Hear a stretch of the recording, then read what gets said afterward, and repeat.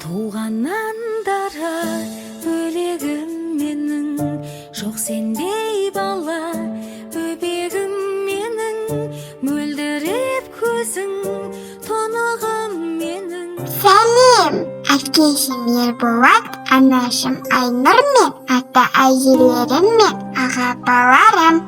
Мен әкешім мен анашымның үлкен махаббаттарынан жаралған кішкентай бақытпын.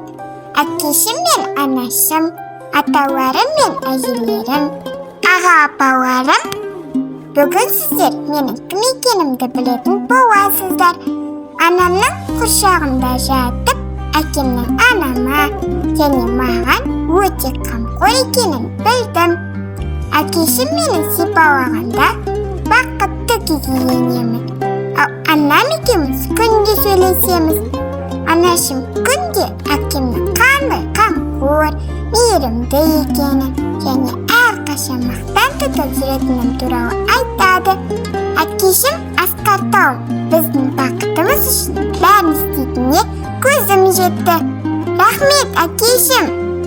Қазір анамның құшағында жатып, әр дауысты, көңіл күйді, мейірім мен махаббатты сезе аламын.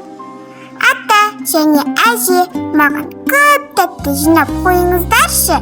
Нағашы аташым мен нағашы әжем, сіздер мені асыға күтіп жүргендеріңізді білемін.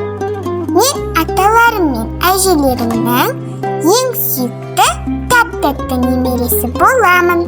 Менің кім екенімді білгілеріңіз келіп, жиналып отырғандарыңызды білемін. Ендеше құпияны ашайын.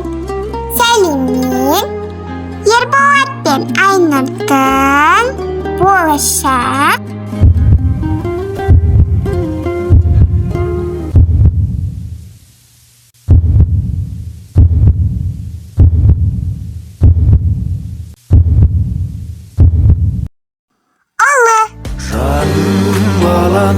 тас лақтырма тағдырға, жарқырап жүр көңілімді қалдырма.